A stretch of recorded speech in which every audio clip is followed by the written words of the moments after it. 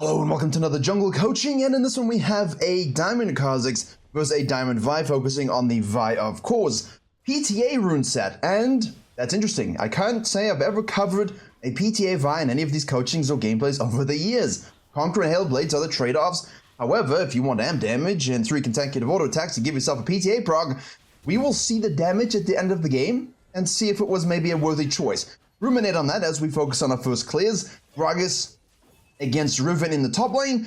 Vi starting on the blue into the Grump here. We have an Ashe and a Zeri. And for a second I was very confused because I honestly couldn't tell from the skin. I was like, can I guess from the skin? No, I couldn't because I hate that champion. I think everyone hates Zeri, but there she is. The Ashe still kind of common, kind of used. And we have the Janna, which is not common at all. We used to have, I think I mentioned this in a video recently, a rank 1 Janna main a couple years ago. And it just seems so far-fetched now. Can you imagine having a rank 1 on a server who plays Janna? Wasn't even out in Santa Meta. The Vi, in the meantime, has decided to do a blue side quadrant. We'll obviously be looking at this. We got the shove here from the Silas. We have the red side start from the Kha'Zix. Kha'Zix can be a bit of an interesting matchup for jungles, because if you've got someone like Tanu, right, on EU West, one of the best Kha'Zix players, he loved historically to go a more 3-camp action route where he'd go Red Raptors Grump and things like this, or Buff Grump, some kind of 3-camp level 3 Yankings are evolve and all that stuff. We see the Ashe move in here and ward this, so we know that's most likely done. Other Kha'Zixes, like your Agurans, most likely full clear and scale and play that way. So you never know exactly what you're going to get from a Kha'Zix. You've got also tempo Kha'Zixes, which will just do 5 campers. We had that in a full clearing meta because you had full clears from all these champions, and Kha'Zix just couldn't match it, so he'd 5 camp just to get into that scuttle zone. And in the meantime, obviously, Vi can do a decent full clear, but it's not necessarily this sort of de facto awesome clear that she can do. Now, basically, we have here the Silas mega shilling in the mid lane over here. We basically say no prio here. We know it's warded here, so we queue up over this. Can we see what the Kha'Zix is doing, just to have sort of some idea? We hit downward to see this, and now this is where I'm not on the same page, because this doesn't tell us what we need to know. What we know categorically is that Ashe and Zeri have prio.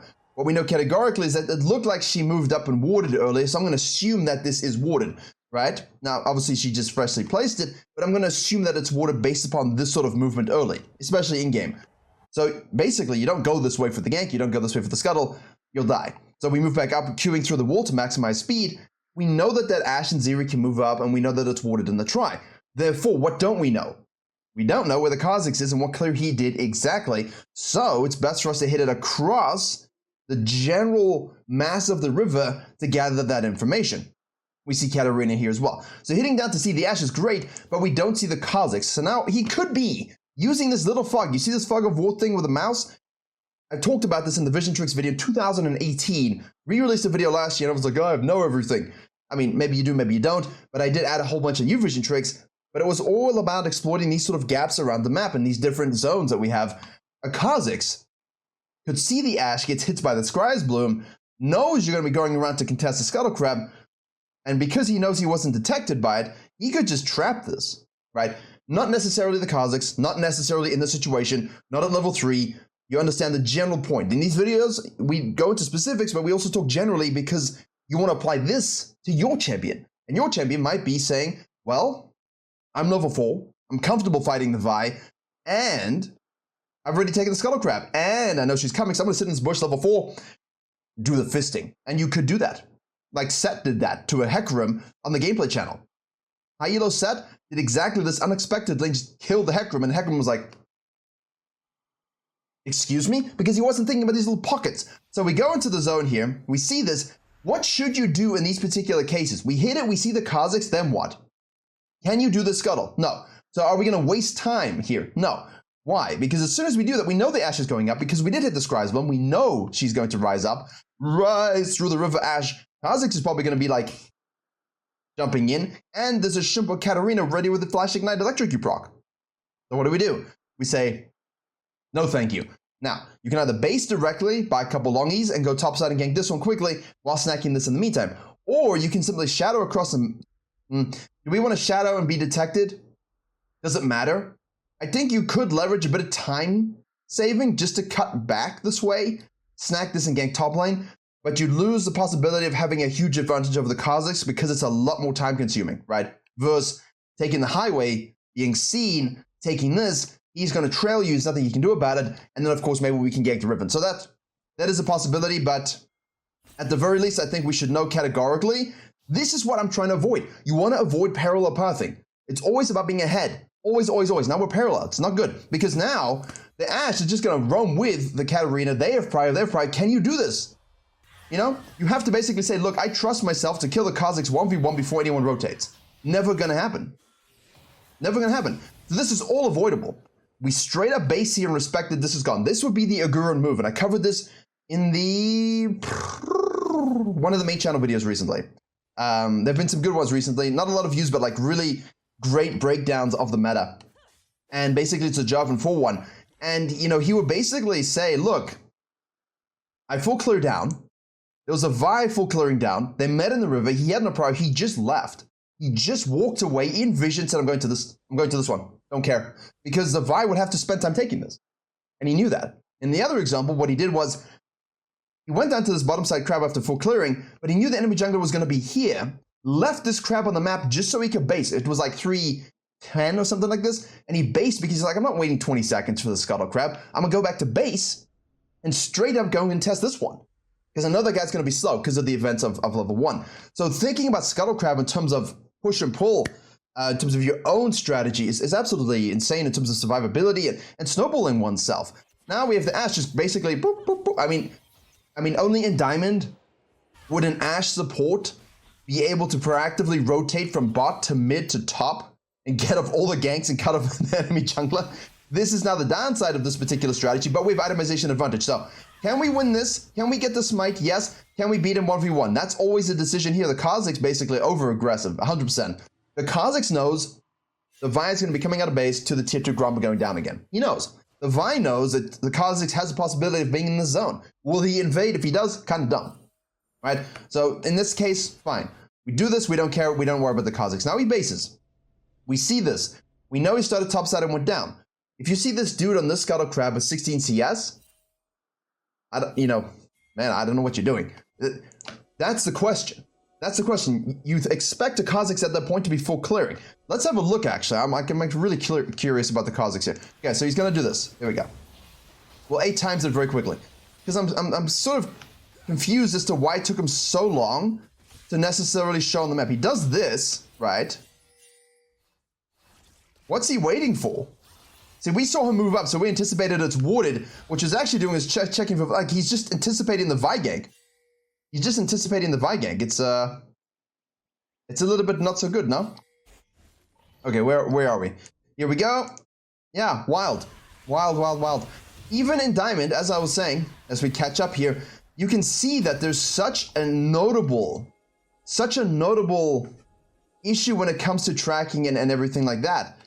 And you think the Kha'Zix is going to do a certain thing, and he just doesn't. Like, what is he waiting for in this particular regard? I know they expect the Vi to move, but he should also know if the Ashe moves up like that, a good jungler in this elo, a master-capable jungler, isn't going to be like, thank you for warding, I'm going to walk through it now. They're not going to do that.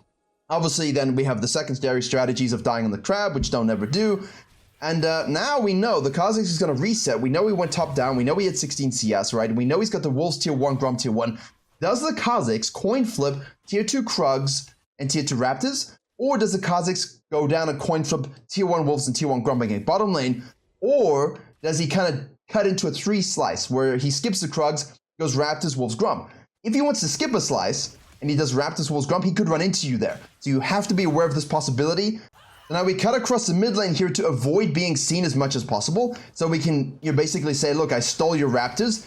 We don't exactly know where the Kha'Zix is going to be at all. At this point, we have no idea, unless he saw somewhere else. Now the Ashe is going in on the Janna here. The Vi is going to check this bush here. The Silas is collapsing down from the river. We have here the Janna going in on the Ashe. And exhaust is burned. 2v2. Vi showing up. Can we hit? Oh, that's what we're waiting for. Holding that Q for the inevitable flash. We have the Katarina. Wait, I'm curious though. All the camps are up. So from our perspective in-game, we wouldn't know exactly where he is. Right? We ping the Krugs, assuming he's coming down again. Tier 2, tier 2, tier 1, tier 1. Where is he?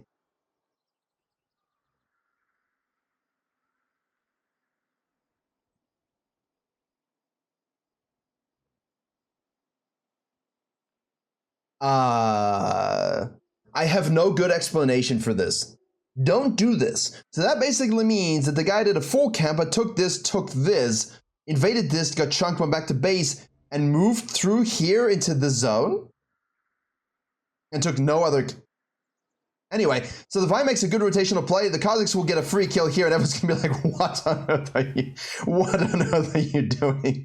Yeah, I mean, that's nothing you can do about that. There's literally nothing you can do about that at all. Thank you so much, Dr. Silas. Nice Ashel to make sure we stop the Kha'Zix there. This is unpredictable, right? And the only way this would happen is if the Kha'Zix had any sort of idea that he was taking this. And as you can see, right, boom, there is a ward being placed, anticipated, seen, and scouted. So he thought, hey, let me go across and steal the Raptors. But the Vi obviously cut through here with great vision avoidance, walked into this pit here, and Kha'Zix would have been sitting in this going, shit, I wanted to take the Raptors. And that's why the outside-in rule is a great principle, but the outside-in rule is going to be based on a certain level of certainty, right? It's not based upon coin flip like, oh, well, she's on my Raptors, 100% going Krugs, therefore I'm going to run clear across the map and take the Raptors. That's not how we look at it in this case. That's a little bit too extreme. In that case, you're behind, you're level 3. Focus on optimizing and maximizing your experience, especially in Diamond. Boom, boom, now what?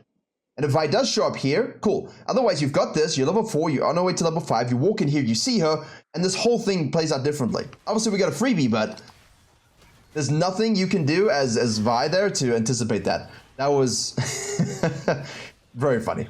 Honestly, we've seen better pathing in Silver. Especially those who took the Silver course, and they know how to do that and track. We see this. We see this. He's shoving again.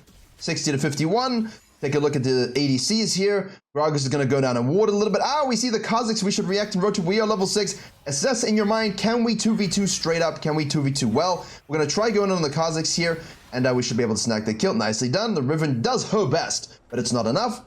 And we have an RNG Skeleton on the top side here. We'll go for another Q knockup. I wouldn't waste time here, though. I wouldn't waste time. We have the Janna. The Kha'Zix is dead. We have some gray screen time. We can easily Herald and Scuttle. We don't need to chase, because we're not killing the Riven. We don't have that kill threat at all, right?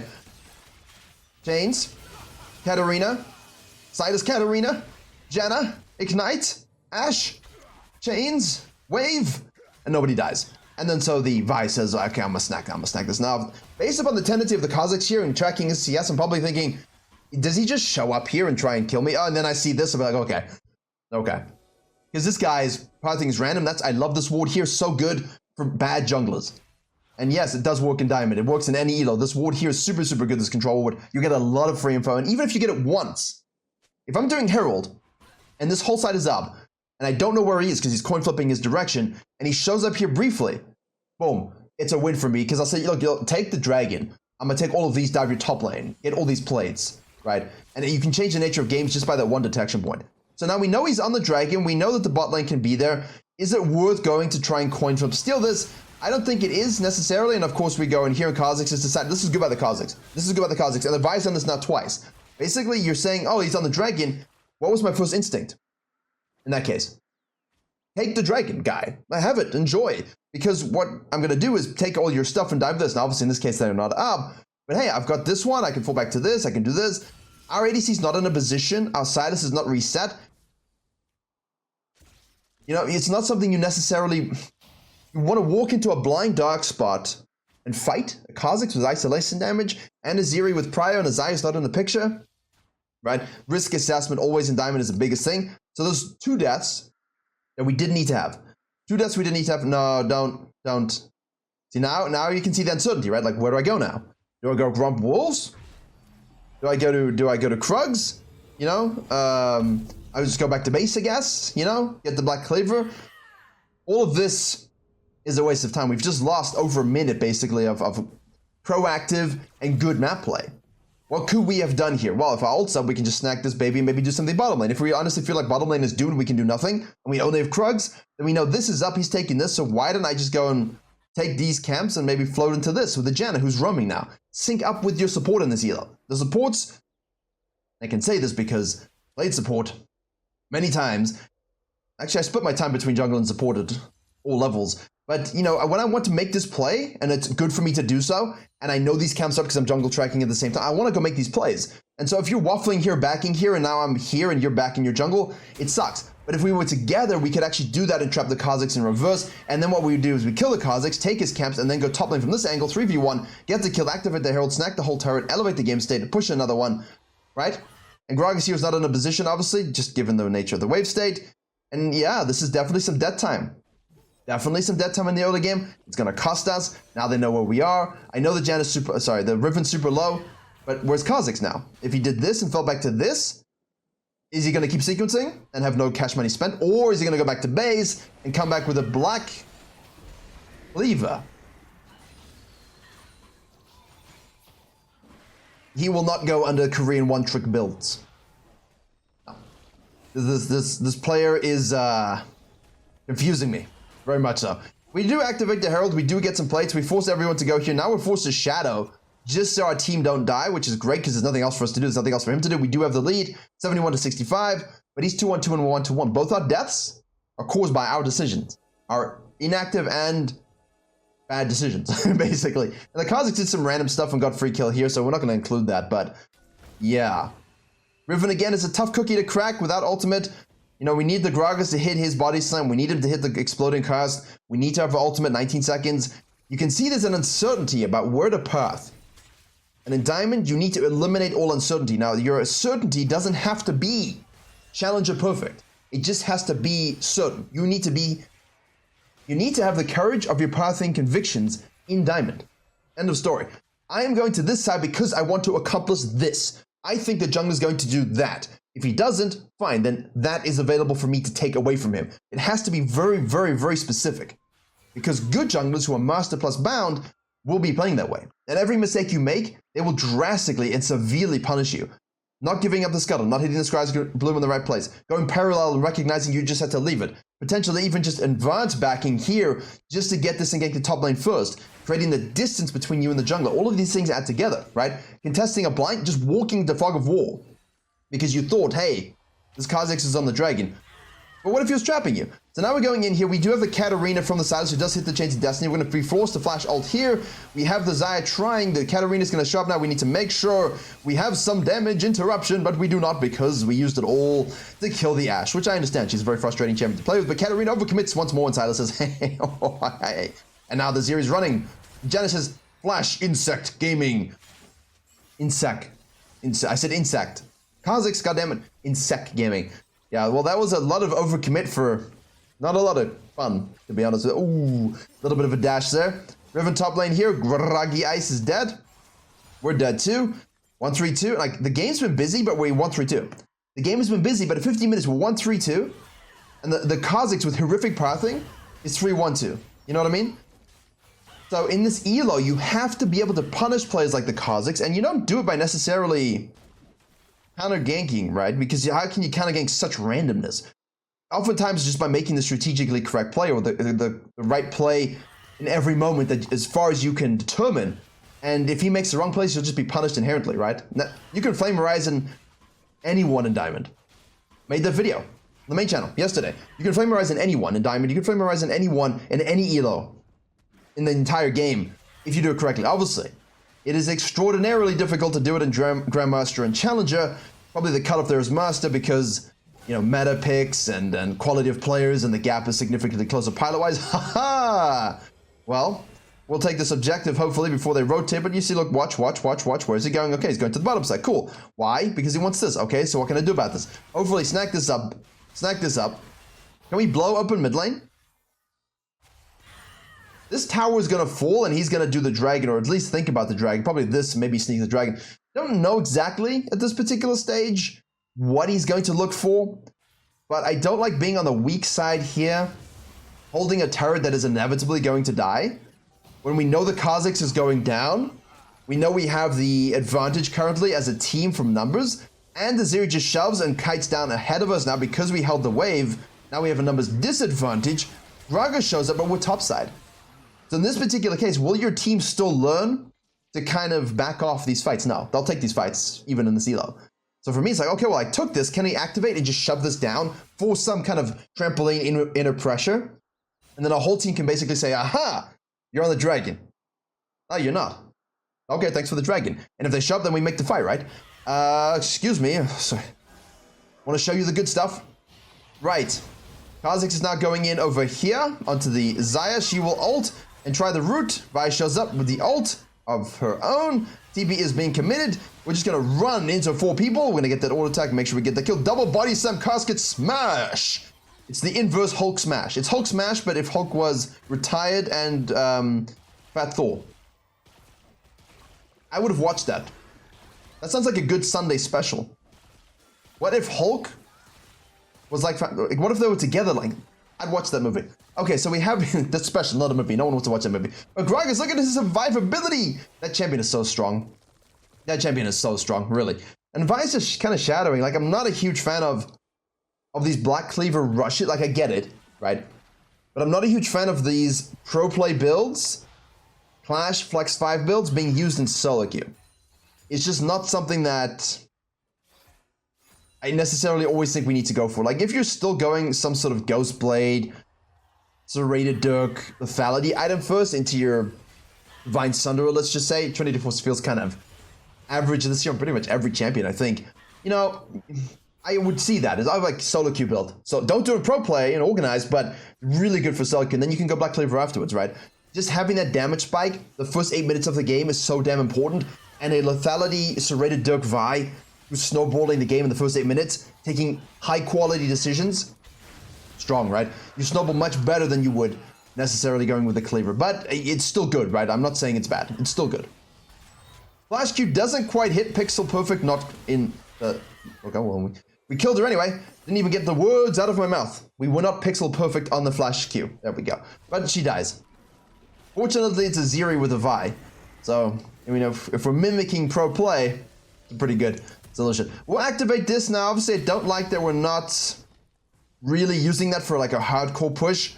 And instead, it's just kind of, you know, breaking down another tier 1. Ideally, I want to use it on a tier 1. I can also bust down a tier 2 from a great team fight, a great messy play that we've made that's really powerful and strong, you know. But worst case scenario, as long as you're getting a turret and nobody's dying around it, and then you can go back on the map with your cash money spent, it's a fine herald. It's fine enough for solo queue. Righto! Kha'Zix in the bottom side here, we have the Black Cleaver. We're most likely going into the Gore Drinker build. And, you know, I know it's like with the boss, right? I only want to see one person in the world playing Prowler's Claw, full damage, split pushing Scion. I only want to see one Kha'Zix go this kind of build, a Gurren. Because he really, really gets it. Most Kha'Zixes that do this in solo queue end up just not doing a lot at all. They don't do enough damage, they don't understand how to teamfight as an assassin who's built Bruiser, because it's different. It's way, way different. It's not the same thing. You're not a glass cannon, and you don't do the same damage. Like, they'll wait in a fight and do the same thing if they're full lethality and be like, why don't I one-shot the ADC? So, well, you don't have the damage, man. You have to play the fight differently. So, my 2 cents on the matter, if you happen to be a savant on Kha'Zix, and you play a Gurren build, and you win a lot, and you're climbing, then by all means, carry on, right? Why are we being caught out? That is the way as it is. Grumble, grumble, grumble, mumble. I hate it. I don't get it. Why we always walk into fog of war, guys. It's not difficult. Same thing for the Vine to the Dragon. The Gragas. If we don't know where they are, and they might be setting a trap because the game is equal or we're behind, don't walk into a place where they might be without proper vision control. Very, very simple concept. Now we're over chasing here. We have numbers disadvantage. The Janna's basically saying, can I force some pressure release? The Janna, which means 3 people chase her for some particular reason. And now at least maybe we can snack this and get out where we don't want to die, but we see them, so this is fine. I wanted that for myself, but okay, fine. Now we basically have to mega hold. Take our camps. Remember, if we're pathing outward, it's going to be more difficult to join up with our team, but that's fine. We do have the DS completed. Kha'Zix is shown top lane with the Katarina. RNG Scuttle. If you can stay out here and get an RNG Scuttle, I would look to do so. Why? Because the Zeri's push back in. This could be a nice 4v2 collapse if they overcommit forward. I know we want a base here, but think about those things and staying out just a little bit longer just to snack that baby. But we want a base and reset for the Dragon. Ash Arrow is burned. Zeri's pushing mid. We're floating. We're swooping. We're clearing. And everyone is playing safe. For the moment. for the moment. Virkayu's over the wall. Katarina says, let me go in. Janna presses the magic button. Now Kha'Zix should R over the wall and try and get something. Gragas goes in and just says, can we kill her? Kha'Zix does swoop in and get the kill, but now, of course, he will have to reposition. There he goes. R into the E. And then another R with a W. Goodbye, sir. Always good to have R evolve with this build. Theory shows up again, but we're not really getting anything. Can we snack a dragon from this? We have to be cautious because Riven's splitting. See, the Riven basically sees this and is like, well, I'll just take turrets. I'll take turrets. And now Vi and the Gragas like, we need to do the dragon, but Silas is collapsing on bottom lane. Xayah is sitting mid lane. Now they have the numbers advantage here if they were to choose something. We don't know where the Riven is. That's the question, right? We see the red team's pings. She's going to TP in. I mean, it's obvious that that's what she wants to do, but you see the red team pinging it. And now because of that positioning, we're forced to back out. Because Janna's just up and we have to reset. So they get an objective from that as well. Fascinating. All about posturing and positioning and chunking and numbers advantage. Always, always, always. So now we go Wolves into the Grump. That's why the sequencing is good. Okay. We want to make sure that we have vision control over the Baron. The Janna gets caught out. So like, well, what can I do here? And this is still the problem. You guys are like, well, you always tell me in gold and in silver and in bronze. I have to be, you know, the most fed member. I have to be able to win these team fights by myself, mechanically. That doesn't change just because you're in Diamond. That doesn't change just because you're Master. That doesn't change because you're Grandmaster, right? If you watch a Challenger jungler, what would he do in this game? It's always a good way to think. How would he have played this game differently such that when this time arrived, he was just decimating fights? Or is he just split pushing to create pressure like the Riven did? You know? That's exactly how you got to think about it. Whoa, that was... I would like to see some applause for that Xayah route, please, because that was game-winning. Absolutely game-winning. Now, this particular stage, this should be a free Baron. This should be a free Baron, but I know the Kha'Zix is obviously an issue for Smite, but it should be a free Baron. We don't need two people to zone him. You can't do it just as two. You want to do the Baron and get it low enough that the Kha'Zix feels like he has to commit. Then what you do is you stop attacking the Baron, you kill the Kha'Zix because he overcommitted, and then you just finish and smite. You cannot do this at the beginning because your team cannot solo. Like, if you're all on it, and the idea is, look, we do it slow, but maybe we can take it if they don't contest, but if they do contest, we should probably turn. Yes, that's exactly the right play, because you're not looking to coin flip a death here and give them a Baron. But we do kill the Kha'Zix. Do we? Now we're really deep here. We're really deep here. Fortunately, the Q's on a super low cooldown at this point, and Riven's like, I'm out. Yeah, I'm out. Yeah, there we go. That's very South African. I am out. Excuse me. Sometimes it comes out quite thick, and then nobody understands what I'm saying. Ashe is having her ult stolen again. Xayah respawns. What comes out of base? We do the blue and the Grump into the Wolves.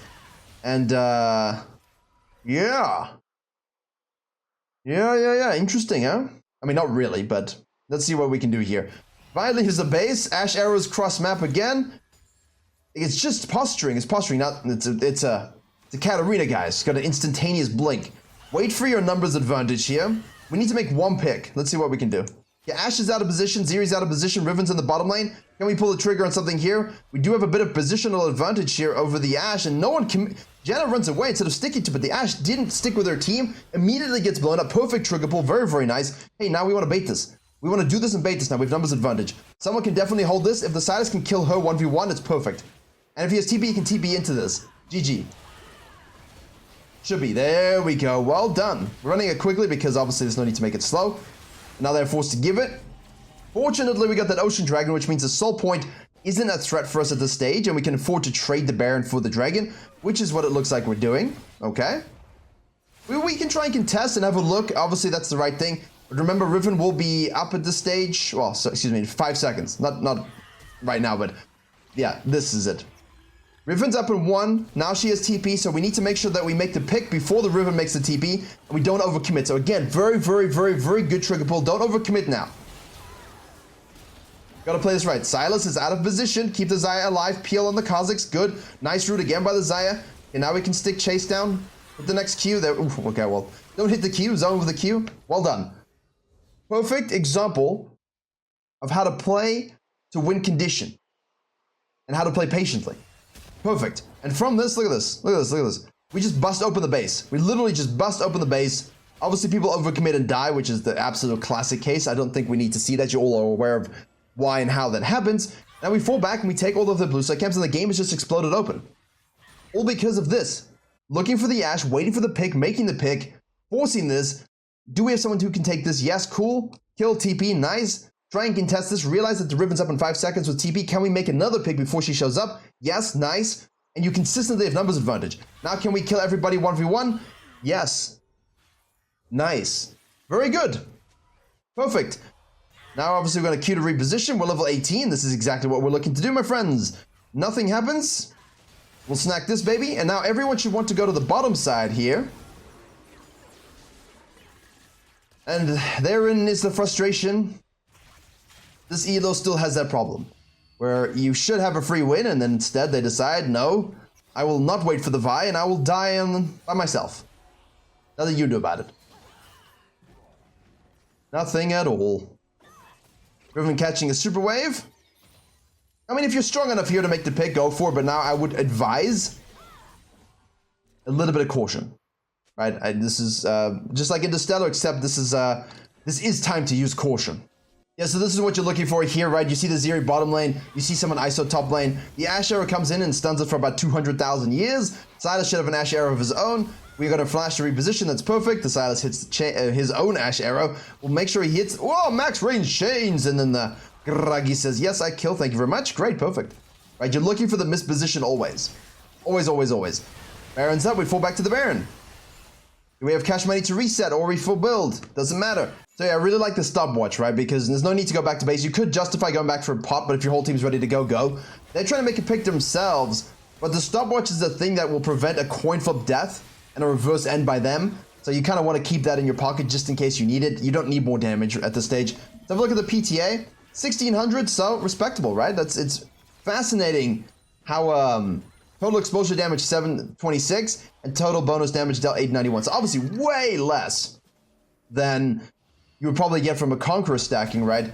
But with the damage exposure, you know, it's fine. But like for comparison here, we look at the Kha'Zix. It only gives healing, unfortunately. 392. I wish it would give us a bonus damage. Why are we doing this? Why are we? Well, it's a long game, and I thought for a second we might have an interesting ending, but we did not. Kha'Zix out of position. Really nice game by the Vi in the mid and the late game.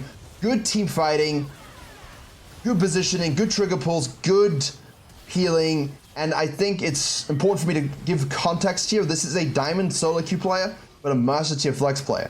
So this player knows 3 to 5 stack gaming, right? Understands that mid to late game phase very, very well. But the early game was definitely rough, and that gets covered up by 5 stacks. Right? 100% gets covered up by 5 stacks. And solo queue could be much more disciplined about what you take and what you don't take. So a nice, fun game. Hopefully you enjoyed and learned something. Don't forget to like, share, and comment if you did. Virkayu to GG for your free PDF, for your coaching, for your courses, for everything you need.